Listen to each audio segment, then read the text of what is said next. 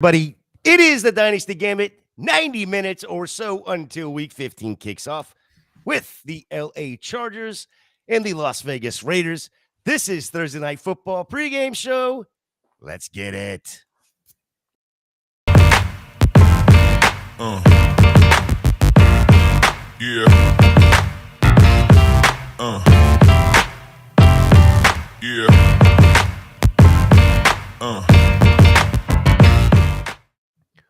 Whoa, let's go. This is the Dynasty Gambit. Hey, guess what? Bye weeks are over.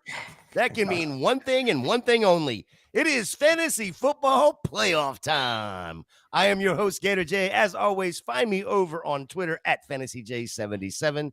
You can find my faithful co-host, Steven, over on Twitter at Target Shares. Steven, we're missing Brian right now. He may jump in here shortly. But let me ask you, how was your fantasy football regular season? How many playoff teams we rolling with right now? It was really, really good. So I'm in 7 leagues, which is either, I know it's a small number to you, small number to some other true sickos out there, but big number for me. Whoa. Just because I've been sick, literally been sick, taking medicine over the last week or so. I mean, coughing up lungs, all kinds of stuff coming out of and you want to sit here and call me a sicko? Because perusing the waiver wire in your 20 whatever leagues, do I have Zamir White in any of these? No. So 7 leagues. I made the playoffs in 6. Some of them were guillotine, but I'm still around, still hanging around in those. The one where I didn't is a dynasty league where the tank is truly on. I got a bunch of picks in the next couple of years. So particularly excited about Scott Fishbowl still alive in the quarterfinals, top 500. Really nice week from Fields, and DJ Moore got me there. So hoping to advance to the semis next week. Yeah, that's should be a nice matchup this week too, with you and having the Fields stack there with DJ Moore. I cannot talk about Scott Fishbowl right now because I wouldn't know what it is like to be in the playoffs, let alone be the top 500. It was not a great year, like I said last week. However, 19 of 29. That's good in the playoffs. Nice 3 first-round buys. Sitting, most of them are in that 3 to 4 range, 3 to 5 range. So I'm doing pretty decent. Nice. Of course, a couple of the leagues that I thought I was going to be pretty decent in, a la Scott Fishbowl, with injuries, that sort of thing. Not so good. Especially that format with quarterbacks too. If you're super flex and your quarterbacks go down, it's like, what are you supposed to do? I've gotten pretty lucky with Fields and Dak that they're both not hurt.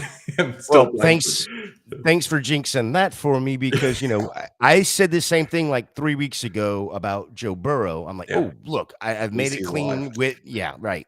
And then boom, there goes that. Yep. One of my leagues, I do have Dak Prescott, and thank you for just jinxing that. Yeah, he'll be fine.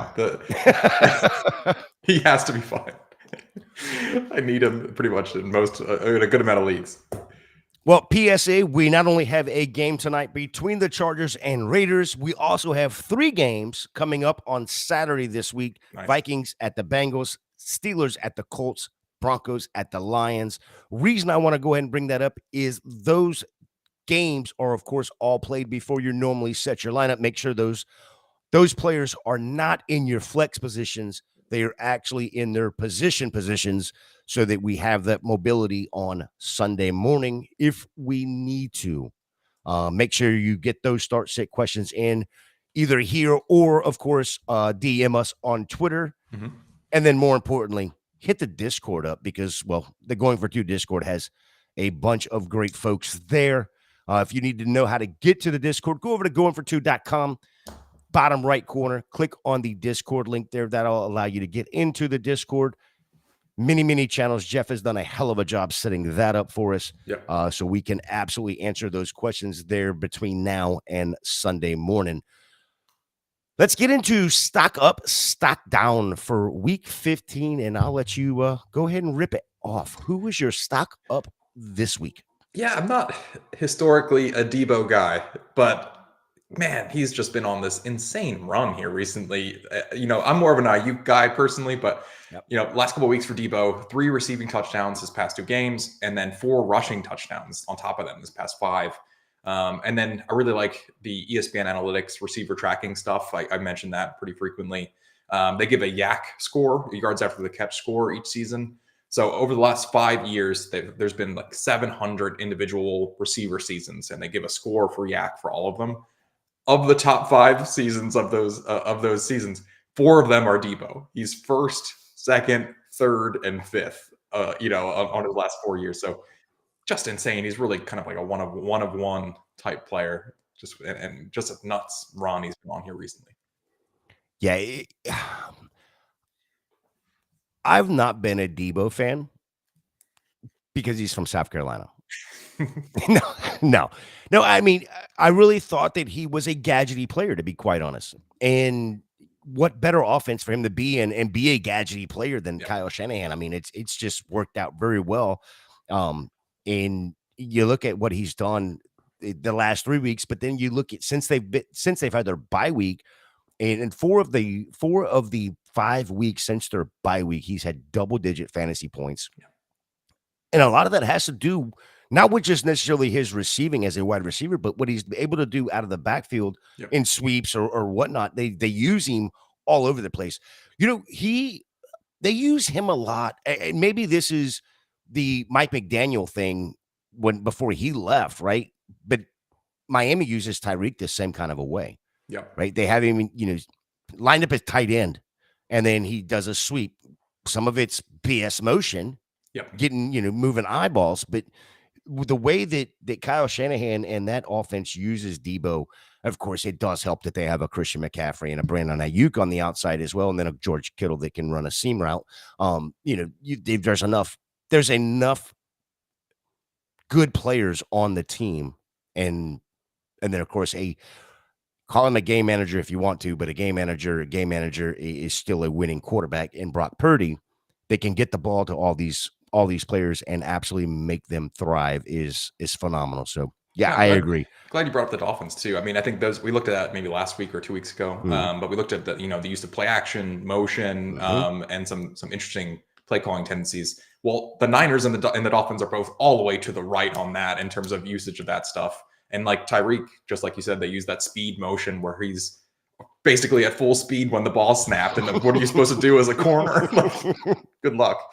So I watched a little bit of the Dolphins game. I say a little bit. I watched all of the Dolphins game and was amazed that in the very beginning of the game, watching the way they used Tyreek, and he was, like you said, in full sprint. What do you? But then he's in full sprint and actually headed to the line. He's moving forward almost like Canadian football. Yep. And Kyle Sinner would love that I use the Canadian football reference here on the Gambit.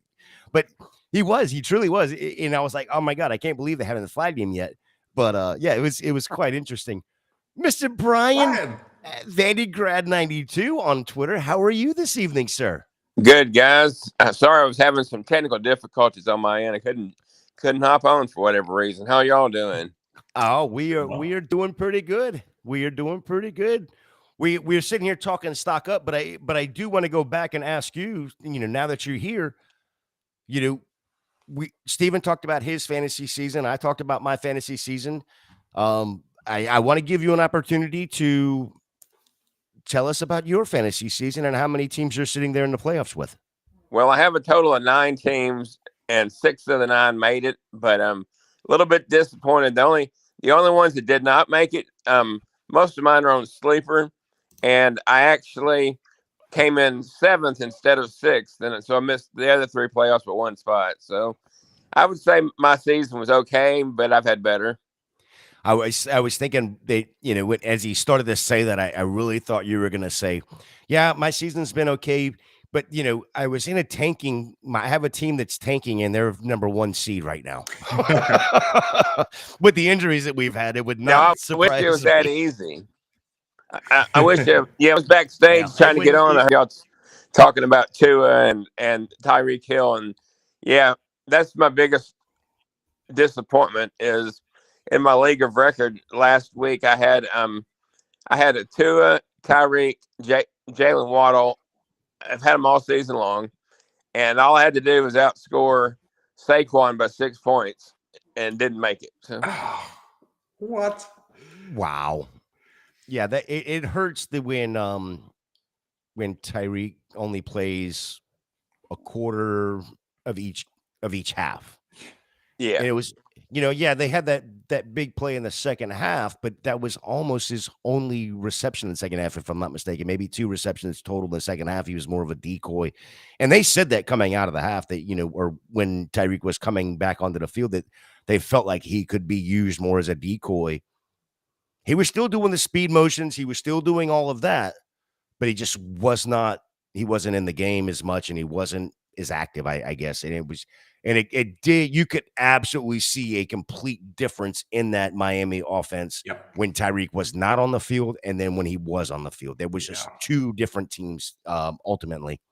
Oh, yeah. I've still got a small chance in that league to make the playoffs, but I need help. And basically, if I just won last week and this week I was in. So that's kind of a gut punch. But well, let's get your stock up for week 15. Well, my team is Matthew Stafford. Over the last 3 games, he's thrown for 805 yards and 10 touchdowns, which is quite a number. And he got another good matchup this week. So, wait a minute. Did I absolutely just miss this? Because you said 3 games, 10. He's thrown for 10 touchdowns in 3 games. Yeah. Holy. I don't know if I'm allowed to say shit on here, but holy shit. I didn't realize that he had thrown that much. Holy shit. Yeah. Cooper Kupp's finally been doing stuff too, which has been appreciated. I know he's gotten 2, I want to say, over that span. If I'm remembering that correctly. Yep. Cooper Kupp's got 2 over that. Puka Nakua's only got 2 over that span. So that tells me that who's been catching it? Has it been Kyron Williams? No. He had 2 3 weeks ago. In the first game of that span, he had 2. And then, like you said, it's just been pretty evenly dispersed. Kupp and Nakua each had a couple, and not sure where the others have gone to, but yeah, it's been pretty amazing I didn't even really realize it today until I was looking for a player that take a B stock up, and I was like, wow, that's uncovering something I didn't expect to hear. Well, Tyler Higbee caught 2 on a day that he was out, so that's good. that's about the kind of player I remember that. Yeah. My stock up for this week is James Cook, running back from Buffalo. Last 4 weeks, Cook has finally turned into that top running back option for the Bills. Now, I will admit 100% I was not a James Cook fan. I wasn't a fan of his when he was coming out of Georgia. If the wind blew the right way, he was falling over. Then he gets to go to Buffalo, a team that doesn't run the ball unless it's Josh Allen running it. The last 4 weeks, 18 targets, 16 receptions, 180 yards, 2 touchdowns. That's just through the air. He's also had another 55 attempts on the ground, 283 yards. It's been a beautiful thing to see that they've actually used a running back. Because when you look back at the last 4 years when they have Devin Singletary, who was good, but he was never a 1,000-yard back unless you added, he's 1,000-yard combined rushing and receiving. But now you're looking at a back that if they continue to use James Cook this way, he could actually be a 1,000-yard back. Why is that significant for us in fantasy? I think it's going to help Josh Allen. It's going to make Josh Allen be more of yes, we still have the rushing upside, but he will be able to throw the ball, hopefully simmer down on some of those interceptions, but yet he's probably thrown 2 more tonight, and he's not even on the field right now. But no, James Cook has absolutely looked like a stud in that backfield over the last few weeks. Brian. Your stock down could actually be Stephon Diggs. He's really struggled in that time period. So I'm going to leave Stephon Diggs for you to talk about because I have Yeah, now I'm gonna leave Stephon Diggs alone. He's got bigger things to worry about, and one of those things being Dalton Kincaid and probably Khalil Shakir taking his job. Exactly. It has been rough. Stephon's got plenty of problems. Yeah, the targets have been there mostly. I guess I haven't looked into why Diggs has been struggling so much here recently. Well, here's the thing though. He's gonna struggle some more this week, in my opinion, going up against Dallas. When you look at, he's still getting the targets though, 8, 11 on 11 the last few weeks. He's just not getting any yards. And when I say that, I mean 27, 72, 24. Yeah. It's been rough. You'd expect that in one game, potentially, for him, not dispersed over 3. Yeah. Well, now, does that mean that Josh Allen's spreading the ball out a little bit more? I mean, he's still getting 11 targets. Yeah. In those same games, you're looking at, somebody like Dalton Kincaid that has also received 7, 6, and 8 targets, 46, 38, 21 yards. My guess. The other side of that coin is when you look at a James Cook. Just receiving 4, 7, and 5. He's catching just about damn everything. And then he's also getting the yards, 29, 57, 83. Yep. And those are going up against teams like the Jets, Philly, KC. Yep. Good defenses. And I think L'Jarius Sneed probably covered Diggs a pretty decent amount last week without actually looking at it. And he's pretty talented too. So my guess is just pretty solid coverage from the Chiefs. But then that's, that doesn't explain all 3 weeks. No, it doesn't. It doesn't. But you probably had Darius Slay, a good bit. This week he's probably going to see a good bit of Deron Bland, who is not the best corner by no means. Don't. Yeah. He's decent, but he can get burned. He is definitely the take the risk corner. Right? I mean, he's done it all year long. He's been burned a couple times this year. Yep. Doesn't care about getting burned. He'll still come back and get a pick. He doesn't care. But let's move on to stock down this week for you, Brian. Oh, well, this one's a little bit hard because Steven might not like this take, but I apologize in advance. All of my Steelers would be candidates for stock down if that makes you feel any better. But my stock down is DeAndre Swift. He's last 3 games is really more specific. The last 2 games he's really struggled.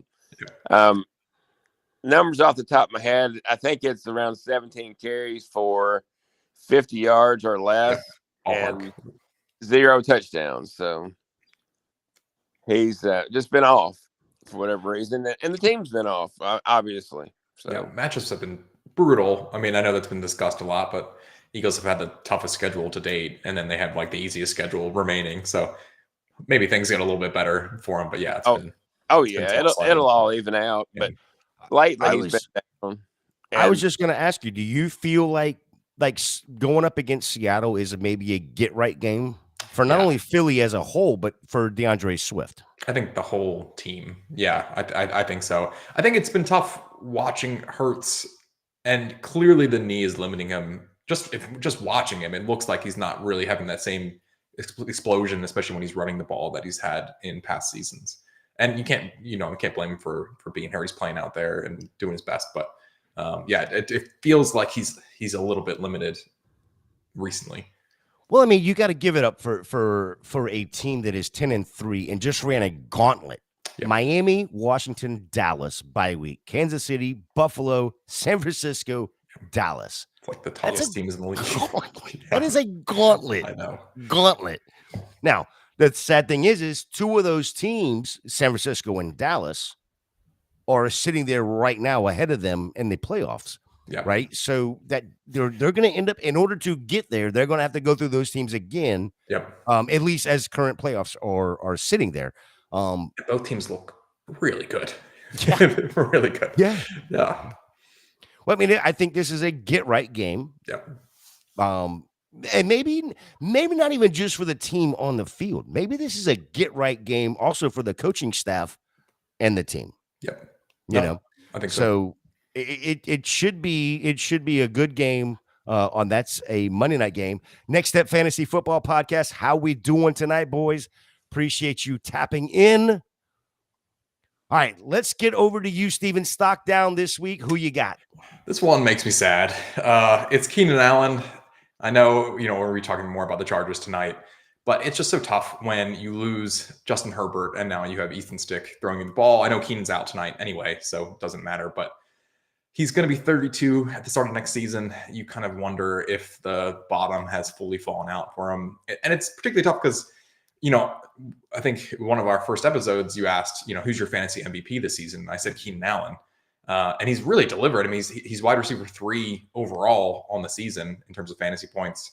And for a guy that you drafted probably in your 4th round in your home league. So it's a huge win, but it's not looking good rest of season, not looking good for the fantasy playoffs. One thing I want to throw out there, and this is just a side note, that Mr. Stick's parents must have had a sense of humor, because I'm assuming y'all have played or kept up with baseball to know that growing up, the number 1 baseball bet was Easton. So I don't know if that was intentional, but maybe it was. Easton feels intentional, right? It's not like a name you hear that often, Exactly. That's what I'm thinking. It's a pretty cool name if it is. So yeah, the difference is Easton was a metal bat, so it would have been better if it was like Easton Steel. So maybe his middle name is Steel. Steel. It probably is. Steel thick. No, that's a great point. I didn't even think about that. I really do like that, Brian. Here's my question about Keenan Allen, because like you said, he's going to be 32 next year. With no Mike Williams, of course, now they've shut down Herbert for the season. Yep. They may as well go ahead and shut him down. At 5-8, they're out. Probably going to be 5-9. They're going to be out of it after tonight, all but out of it. They may as well go ahead and shut him down. Because they don't care about our fantasy team, so just go ahead and sit him the rest of the year. Do you think that he would still be a 3rd, 4th rounder in redraft next year at 32 with a good Justin I'm not going to say a good, but with a Justin Herbert coming back? Is he still in that same range for you in a draft? I'll let Brian go first. I'll see what he has to say. I'm gonna tell whatever Brian says. I'm gonna think about my answer. It's a tough call, but I would still have him that high. He's still a top 10 wide receiver going into next year's redraft, I think. Yeah, it's so tough because when you look at aging curves for receivers, he's clearly on the scary zone of he could really fall through the floor. But I know that incorporates all receivers and not looking at individual players like Keenan Allen, who has been a star. So I feel like I agree with Brian, but I would be scared to click the button because there's a real risk that it just really goes south quickly. Yeah, there's definitely a risk with that, but I just don't know that you can not click the button. That's how good he has been this year. He's been that way his career, but he's just been that much better this year, especially with no Mike Williams. Yep. Right. His target share alone will keep him in the spot, I think. It's not like he doesn't win with speed. That's not how he's winning right now anyway. So it's not like even if the speed drops from here, which it clearly kind of already has a little bit, it doesn't seem like that's really hindering him that much. He doesn't get that much separation compared to some wide receivers. He's just got better hands. So and he wins. He doesn't need it. He doesn't need. Boy, like the other guy that's on his team, Quentin Johnson. How you doing? I'm talking about you. Moving over to my stock down this week, Zach Moss, running back, Indianapolis. Unfortunately, Zach hasn't been the same guy that he was to start the season. First 8 weeks, which is basically week 2 to week 7 for him, averaging 5.17 yards per carry. The last 3 weeks, he's averaging less than 3.5 at 3.35. This week, Moss and the Colts get the Steelers. Going to be a rough week for him. Since week 11, they are the 11th best defense against the run. It's going to be hard. Now, I am not saying sit Zach Moss, but temper your expectations this week for Zach Moss. There may be better options out there, especially doing this fantasy playoff season.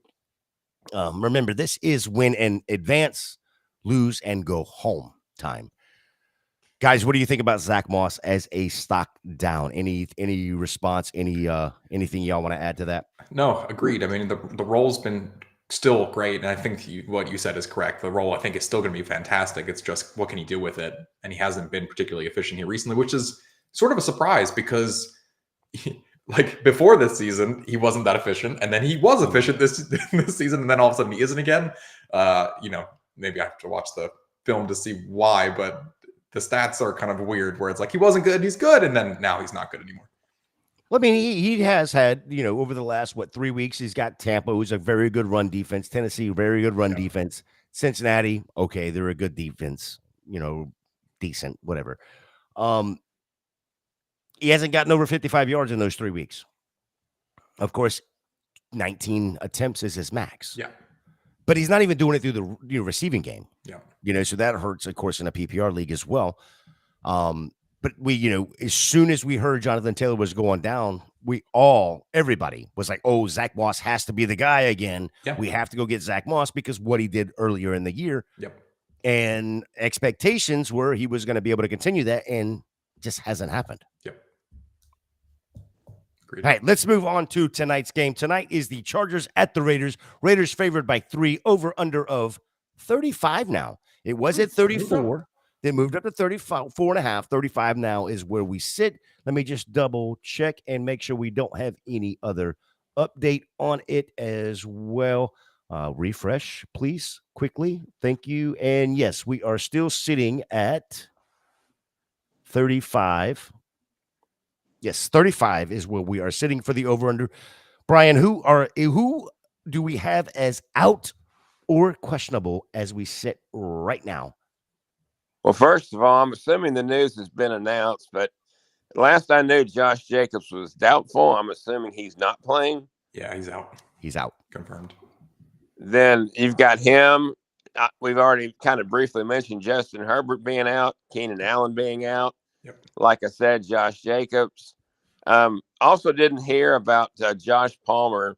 If I know earlier in the week they activated him off IR, but I didn't know if they announced him in or out tonight. So I believe he is going to be in. They're showing him as in right now.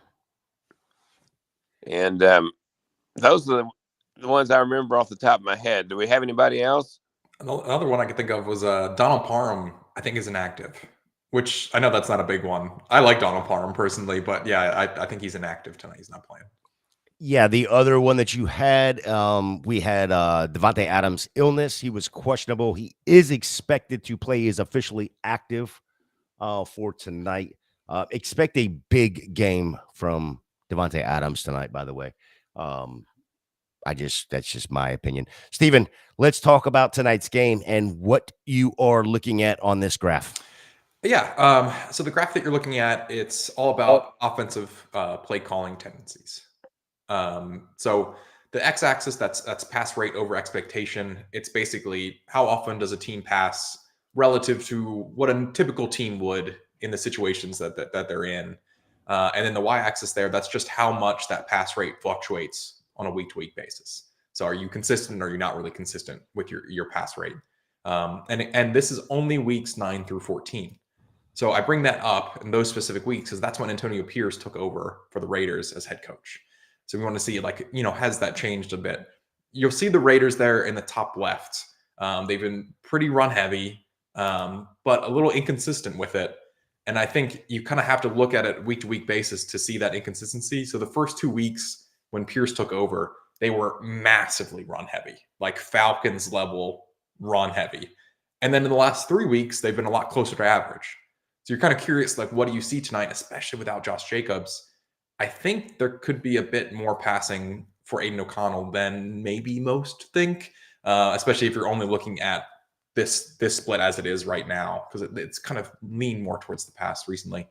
The Chargers are a complete question mark. They're there in the bottom right. They've on the season been really pass heavy, and they've been pass heavy the last weeks 9 through 14, but Justin Herbert's not here anymore. At the end of the last game, when Easton Stick came in, they kind of kept doing what they were doing. My personal opinion, which is just an opinion, is that I think they changed that a little bit tonight. I think they try to use Easton Stick's legs a little bit. It's such a small sample, but he was really bad in that game. So I'm curious if they spent the week trying to decide, let's change this up a little bit. So that's just my opinion, but it's a big question mark on what the Chargers do tonight. Yeah, I'm wondering myself what the Chargers are going to do. We talked about this pre-show with our parlays later on, but Easton Stick at 30.5, 29.5, somewhere in that range is his prop tonight for attempts passing. I know where you stand on it, but Brian, if he attempts 30 some odd passes, I mean, what, 28 of them are going to Austin Eckler, right? That sounds about right. Yeah. Sounds about right. Yeah. You get one for QJ, one deep bomb that he drops, and then one to Josh Palmer. Yep, exactly. He might not even attempt 30 passes. I mean, it's going to all depend on I hope so. the score of the game as how it's all going to boil out. I'm sure their original intention is going to be run, and throw every once in a while. So they've been so bad. I mean, I don't know. It's interesting because, based off this, the Chargers pass a ton, but that's with Justin Herbert. And they continued that even with Easton Stick in. But I just have to think rational coaching, you're going to see the result of those Easton Stick attempts and decide maybe we try something else tonight. That's my opinion. I mean, when you look at what Easton did last week, and yes, I'm putting him on a first name basis because he's a starting quarterback in the NFL now. It is. Well, going into last week, they 24 attempts. He completed 13 of them for 179 yards. It's still, I think his success rate, like completion percentage, under expectation. I think he was like near the bottom of any NFL quarterback last week. Dude is a fourth-year player. He's never even seen an NFL field, let alone. I mean, he's never seen an NFL locker room, let alone an NFL field. I know. Still, I don't think it'll be good. That's my personal opinion. But yeah, it's such a small. He's got this is his 5th season, I think, and then he's got 25 NFL passing attempts, something like that, 27 maybe. I'm going to call it now. It's Easton Stick versus Tommy DeVito. It's the NFL title game. It's going to be the Super Bowl. It's the Chargers, Giants. It's DeVito versus the Stick. Please no. Anybody else? I am not calling that. I am completely BS on that. Completely BS. I don't think either team makes the playoffs. No. Neither team makes the playoffs. Stop it. Let's go. Get out of here with that.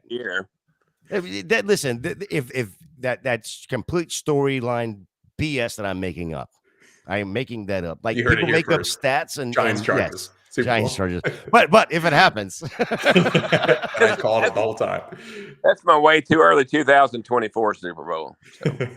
So they're both a little bit behind the 8 ball too much now, but for next year they're definitely the combo. So I'm still calling bullshit. Brian, how do you see this game playing out? Let's just say in terms of fantasy points against, the Chargers, they're very user friendly. They like to give up points to running backs, quarterbacks, wide receivers, tight ends. So they're non-discriminatory. So the Raiders have showed a little bit more resistance, especially against.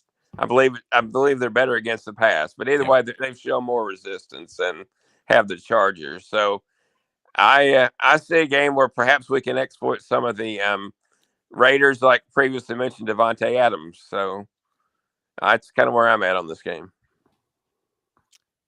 Yeah, I'm looking at your numbers you have on the sheet here, and you've got the Raiders' 9th fewest points against quarterbacks, 6th most towards running backs, 8th fewest towards the wide receiver, 14th fewest towards the tight end. Maybe that's why Donald Parham decided to take the night off.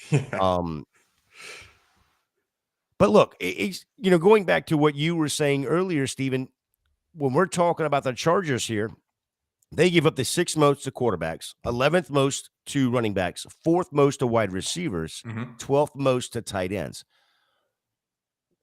Jacoby Myers, Devontae Adams, they're going to get theirs. Is tonight a great night to start a player like Michael Mayer against this Chargers team with Aiden O'Connell back there? I personally like Michael Mayer as a player. It feels like the Raiders don't. They don't. He doesn't tend to get a ton of targets, and so you think. I think he's talented. I'm not sure why he doesn't get enough volume. I do wonder if there's just enough volume to go around, because the line is like 200 passing yards. 100 of those, maybe more, go to Devontae and Jacoby combined, and then it's kind of spread out from there. Personally, I'm probably not trying to start Michael Mayer if I have other options. But it could be. I like the player. It just doesn't seem like the Raiders really funnel a lot of pass attempts his way. Yeah, that's what sucks, is he's only getting like between 2 and 4 targets a game on average, somewhere in that range.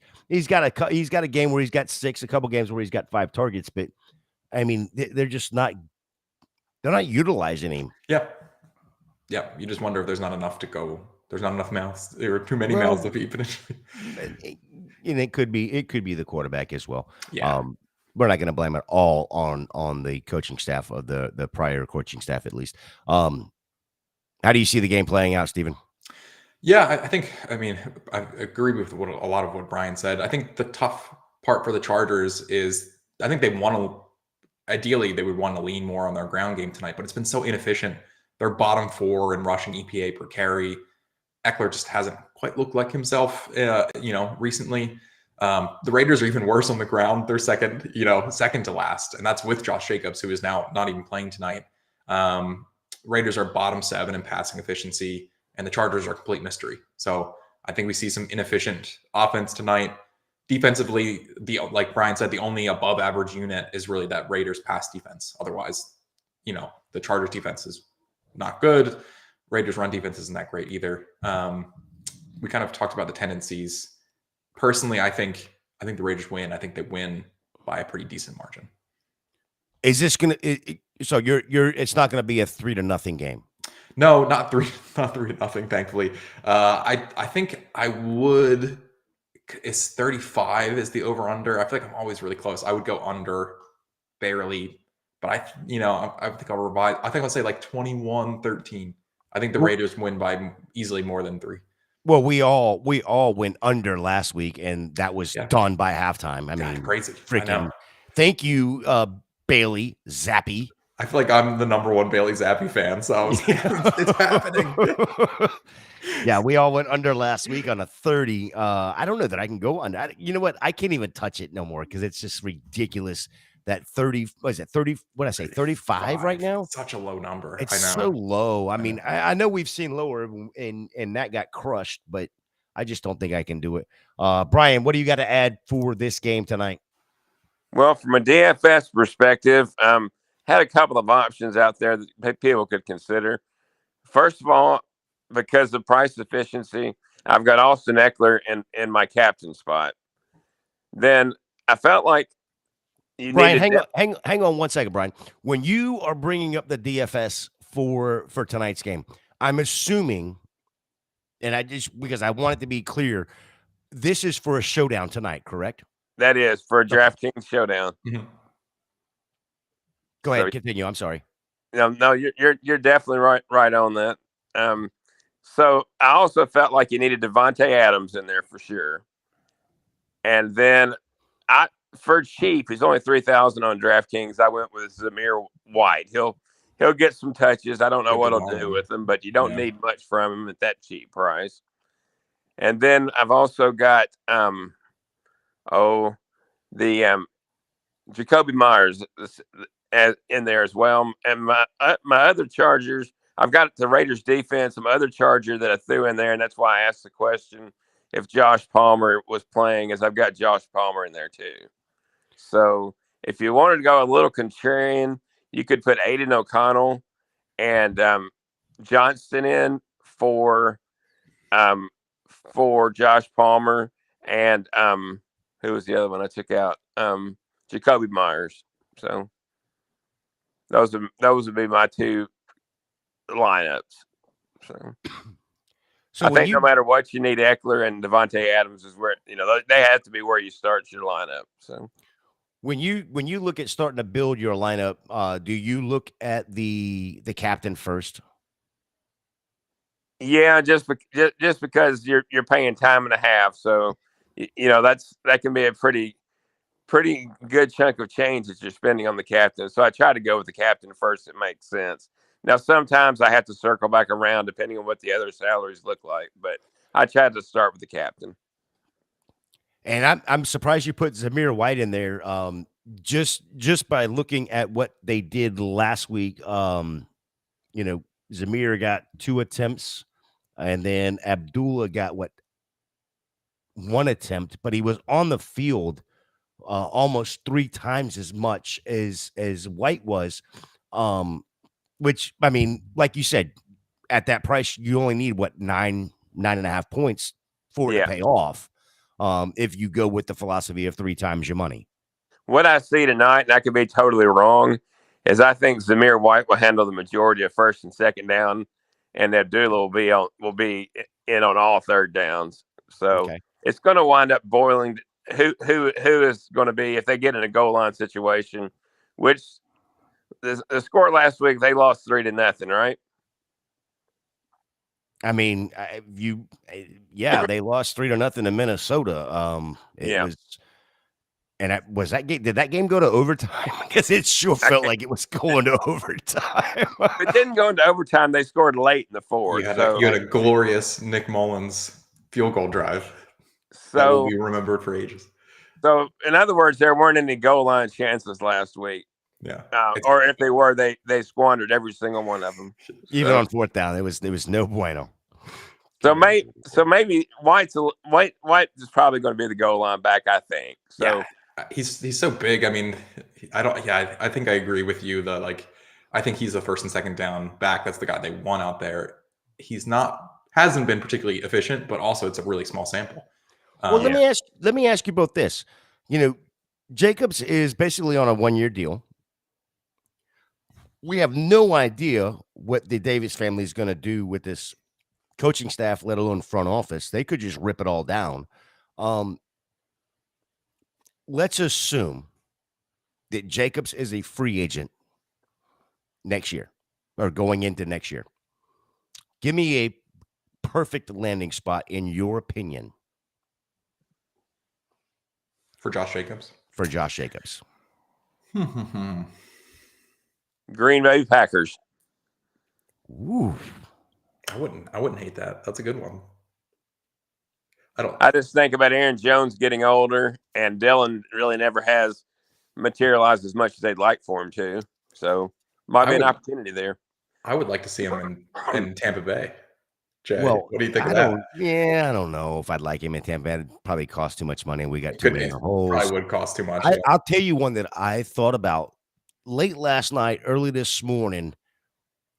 What about, and this could happen, Jerry Jones bringing him to Dallas and pairing him up with Tony Pollard. Or Rico Dowdle. Pairing up with Dowdle, depending on... Or Rico Dowdle, yeah. Yeah.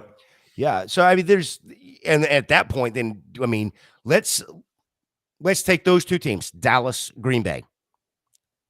Jacobs goes to either one of those teams. Does he skyrocket up your draft boards next year? I'd say it's worth an extra round. I wouldn't say skyrocket. Yeah, also would be really excited. Green Bay, I think it depends on your evaluation of Jordan Love, who. Well, my evaluation of Jordan Love, so just go ahead and then yes.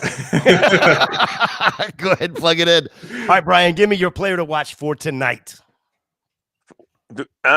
So my player to watch for the Raiders has already been mentioned, Zamir White. We'll see. I mean, like you said, he's not been efficient, but he hasn't got that many opportunities. I'm kind of curious what the breakdown of carries and touches will be with him and Abdullah. And so I use Zamir White as my Raider to watch. I think that's going to be interesting too, because even though we've mentioned it already, I do believe that this is going to be a positive game script for the Raiders, right? And I do believe that they're going to have to go, okay, well, what do we have in these two backs, or at least in Zamir White? Give him the opportunity. Here's the chance for him to do it. Let's go. Who is your player to watch on the Raiders side or Chargers side there, Steven? On the Chargers, I'll say Easton Stick. I know we've been talking about him. It feels kind of like the obvious answer, but him and just more generally the Chargers play calling tendencies without Justin Herbert and like a full week to prepare for, or at least a few days to prepare for the game. I know, when we get to the Chrome Dome, I put a bet on the pass attempts for Easton Stick. I'm wondering, one, do we get a lot of, in his preseason action, he's ran the ball a pretty decent bit. He can do that. You wonder if you see some more rush attempts for him tonight. And then two, do you see some sacks? That Chargers offensive line, not ideal. You wonder if, both the rush attempts and the sacks take his pass attempt number down. That's my bet, basically, of what happens tonight. So curious to see if that comes true. Over under on Max Crosby's sacks tonight. I think he gets one. I mean, it's really tough. It's really tough to bet anything over like a half. But I mean, they give you a half. I mean, so it's one, right? I think if you're going to take it, you're going to take one. Yeah. Are you willing to go 1.5? No. Okay. Basically for no one. It's kind of like, there's interception bets that I talk about all the time. Mm-hmm. Whenever they give you like 1.5, they'll give you the juice on top of it. But it's just like so unlikely that you would hit the correct guy that's going to have 2 picks in a night. It's just so tough. Brian, who is your guy to watch on the Chargers side? Well, let's just say. Wait. Never mind. Let me give you my guy. Let me give you my guy first. If the Chargers are going to stay in this game, it has to be Eckler all day, all night. It's really going to matter who is going to step up in the wide receiver room, and can QJ take that step forward. It is still going to be Eckler. Eckler is the only one that's going to matter tonight, both in rushing and receiving. Okay, now I'll let you talk, Brian. I'm sorry. I didn't. Oh, you're okay. I'm glad you went first, because mine is also in the receiving core. I went with Josh Palmer. He's been out for about 5 weeks, but I'm assuming he'll be revved up and ready to go. And at this point in his career, Palmer's a more refined Quentin Johnston, I think. So, wait, you can refine Quentin Johnston? I didn't know you could do that. You probably can't, but at least we know Staley can't do that. Yeah, and he won't get a chance next season. He's like Monday night for wrestling. He's raw. So, it's I'm not a Chargers fan because, of course, they're out west, and it is what it is. How can you be a Chargers fan and watch this offense that can be really, really good at times, and you have a defensive head coach? No, that's the thing. That is absolutely Swiss cheese, and then sits there and tries to defend himself. Yeah, that's the toughest thing for me is that if you were a Chargers fan watching this defense, because you're wasting Justin Herbert, in my opinion. You got this great young quarterback. You drafted. I mean, it's too early on QJ. But, you're watching some other rookie receivers like Zay Flowers out there being like, that would have been a little bit better for Herbert. So you wonder about the GM decisions, and this defense is just brutally bad for how much money and how many big names on this defense, and for how bad it is. It just doesn't make any sense. Would be tough as a Chargers fan. Yeah, it's so hard. What I can't remember is where Johnston was drafted in regards to like what receiver number was he off the board? 2 or 3 off the board, right? Yeah, they're all right there. There's 4 in a row, but I can't remember. ASN, Quentin Johnston, Zay Flowers. Who else was right there? There was somebody else that was right there, maybe right? Addison. Yeah. So they were all like right in that same little block. And it was like 20, 21, 22, 23, somewhere in that range. Yep. They were all literally right there. So is there any question who the biggest disappointment is based on that draft ranking? No, it's obvious. Yeah, I mean it's obvious. Justin Herbert sucks so bad. No, Easton Stick is here to unlock Quentin Johnston is the storyline that I want to hear next week. So, oh man, that would be great. That would be so awesome. Brian, who is your guy to watch from the Raiders? Who's my guy to watch? It was Zamir White. I mean, I'm sorry, from the Chargers. From the Chargers. It is Joshua Palmer. I went with, like I said, I went with the. Oh, you just did that. I'm sorry. I'm going to Steven. I'm like, well, that's why I said Raiders. Steven, who's your guy from the Raiders? I'll say Jacoby Myers. So his season splits have been tough. So he started the season, 4 of his first 6 games, he had double-digit targets in those games, which is fantastic. That he hasn't had a single double-digit target since then, which stinks. But he has had at least 5 in his last 3 games. And I really just like Jacoby Myers as a talent. I really like the ESPN analytics stuff, the receiver tracking metrics. He's 22nd overall, which is, a wide receiver 2. It's pretty solid. I think he can get 6 targets tonight. I think that's the line that I saw. If you get 6 targets, pretty beatable Charger secondary, I think he can do all right. Let's say he gets 4 catches for, I'm hoping something above 43 yards. That's the dream for me tonight. But yeah, I'm curious to see his target share with Aiden O'Connell hasn't been great. It's been something in the 19% range. His first read target share has been a little bit better, like 24%. But you kind of hope that's a little bit higher, especially when the only other guy that's really anything there is Devontae Adams, who obviously dominates, but there's enough to go around for him there too. So hoping for an okay game from Jacoby tonight. Yeah, my concern is back in week 4, 4 receptions or 2 receptions on 4 targets. Ironically, that was the very first game that Aiden O'Connell started for Jacoby. However, only 33 yards. Yep. And it hasn't been great recently, but the targets have been there, and I think he's good enough to take advantage of the 6 targets he gets tonight. That's what I'm hoping for, at least. Yeah. I'd love to see him get 6 targets because my guy for the Raiders is Aiden O'Connell. Just a reminder, he started the week 4 matchup, 238 yards passing, 0 touchdowns, 1 INT, 3 fumbles. Oof. Listen, Aiden O'Connell does not have to do anything other than be a game manager. Don't turn the ball over. Doesn't have to win the game. He just cannot lose the game, right?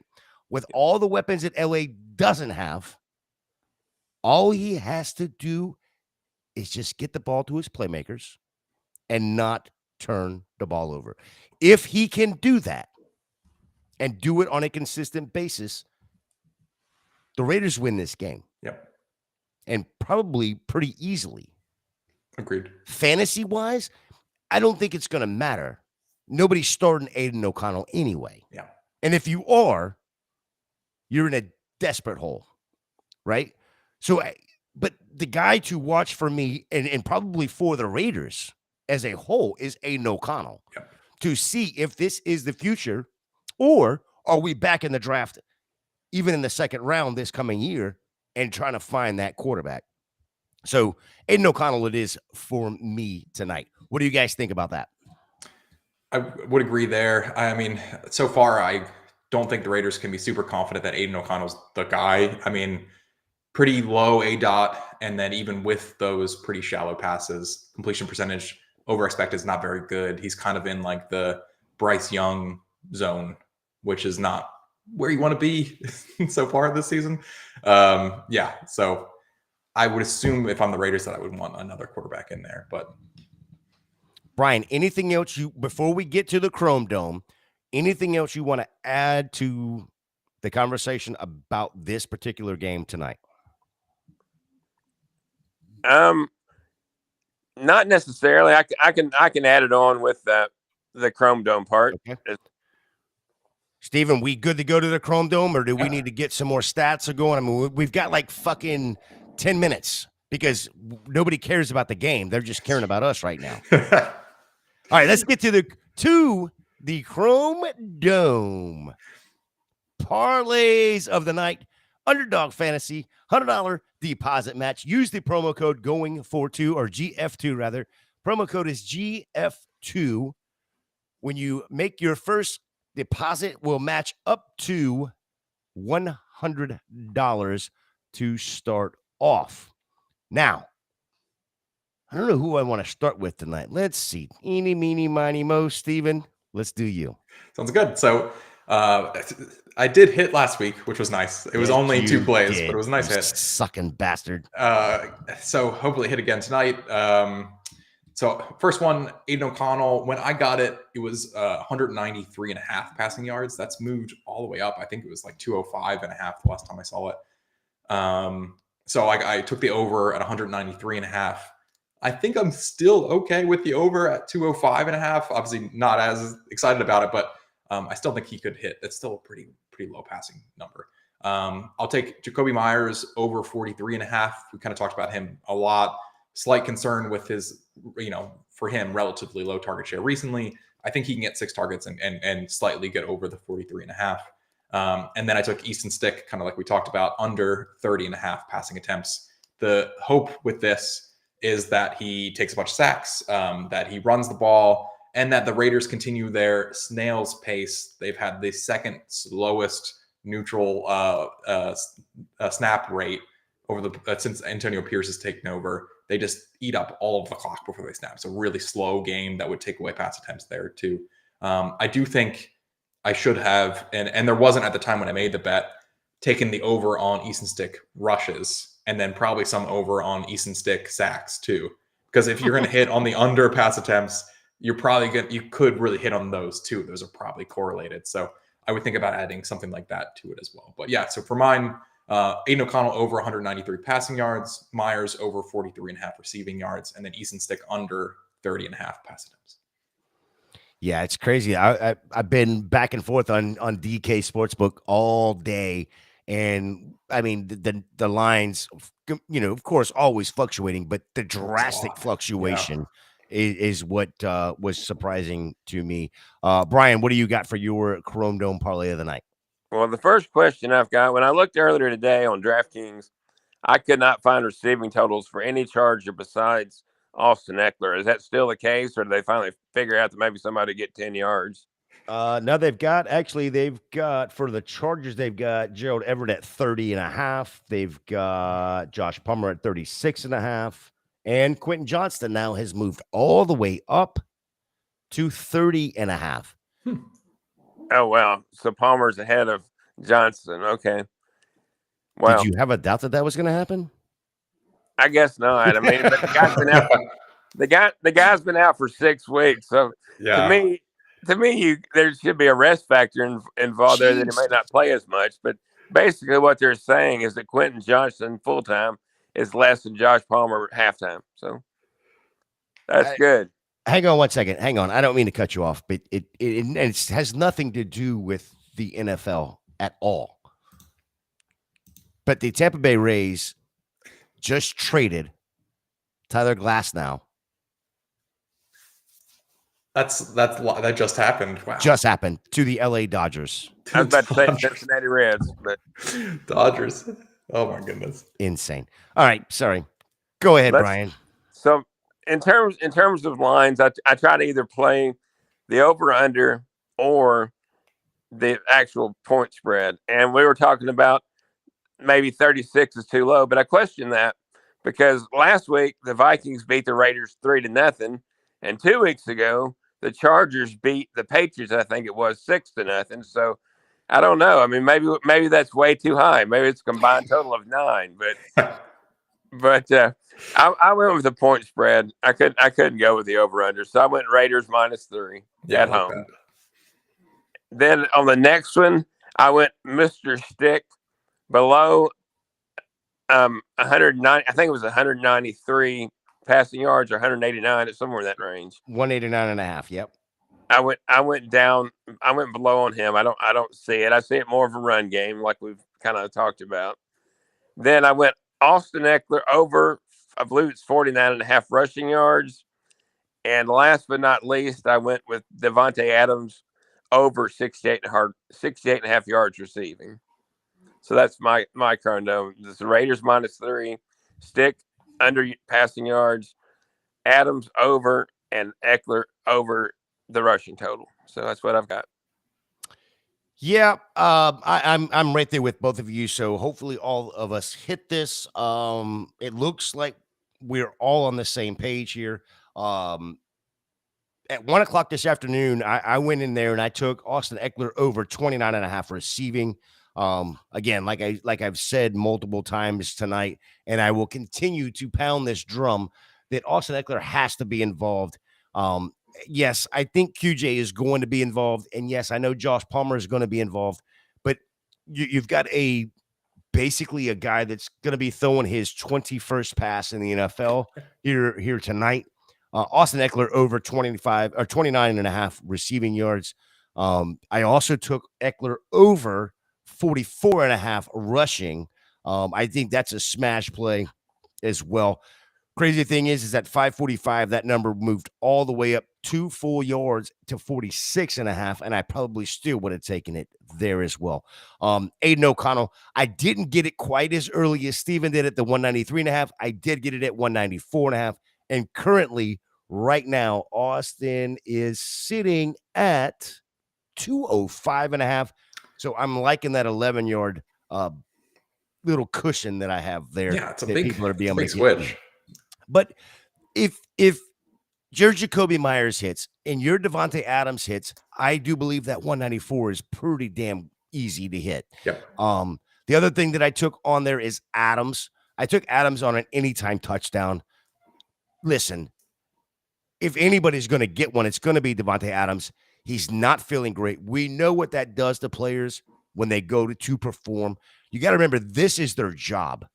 This is not, yes, they're out there performing for us. It's entertainment for us, but this is their job. When they're sick and they have to perform, they perform 10 times better. We already know Devontae Adams is a top 5, top 6 receiver in the league. Give me a Devontae Adams anytime touchdown. If you would have grabbed this at 1 o'clock this afternoon, this exact parlay at 29.5 receiving, 44.5 rushing, 194.5 passing, and Devontae Adams anytime touchdown, it paid out at 1,000 on DraftKings. If you move that number to where it was at 545 at 29.5 for Eckler, 46.5 rushing, 204 for O'Connell passing, and still adding in the Devontae anytime touchdown, it moved all the way up to plus 1,400. Oh my goodness! So, yeah, getting it early sometimes benefits. Sometimes, as far as the number, it benefits, but the payout wasn't as great, and it wasn't really, a huge jump in yardage. But I mean, that 1 yard, that two yards for Eckler, that 10 yards or whatever, or now it's at 11 yards. Yeah. That can really change the fact of whether you're going to win it or you're going to lose it. So, guys, another great show with the great game that we have going on tonight. Brian, let the good people know where they can find you and what you got going on. And if you want to add anything else to this dynamic Thursday night football game that we thought so highly of, at least, less than a week ago. Exactly. Well, you can always find me at VandyGrad92. Whether you prefer to call it Twitter or X, doesn't matter to me. I also do a couple of podcasts for Frequency State Network on Friday night and Sunday. Although this Friday night, tomorrow, I believe I'm taking my mom. I'm going over to visit her memory care. They're having their Christmas party, so she's been there 2 weeks now, and we saw her yesterday, and seemingly she's doing well. So awesome news. Steven, tell the good people where they can find you, what you got going on. I know you got a bunch of stuff going on the Going for Two website right now. Yeah, at Target Shares on Twitter, and then my article just got released, I think this morning. My top 10 things to know about Week 15 for fantasy football. The graph that we showed earlier, that's on that article. A couple other graphs as well. A lot of good stuff there. So go check it out. Goingfor2.com. Absolutely. Make sure you're going over to the goingfor2.com website. See all of the rankings that Jeff and everybody puts together over there. Of course, you can get the link for the Discord as well. You can see all the articles that Steven and the gang put together. You can find me at FantasyJ77. But more importantly, go follow Jeff Lambert. Go follow at Jeff Lambert and then DM him directly afterwards and tell him the guys from the Gambit said to DM him and then ask him random questions like how long is his hair? I want to know if you have more than 2 piercings. How many tattoos do you have? You ask him just random things. Whatever you want. Ask him where he went to vacation, when he was 12. Ask him random stuff and then say the guys from the Gambit told me to do it. So he will absolutely love that. His DMs are always open, as are ours. Guys, another great show. Enjoyed it. We will see y'all next week for what I'm sure Steven is going to ruin for us, another Thursday Night Football game.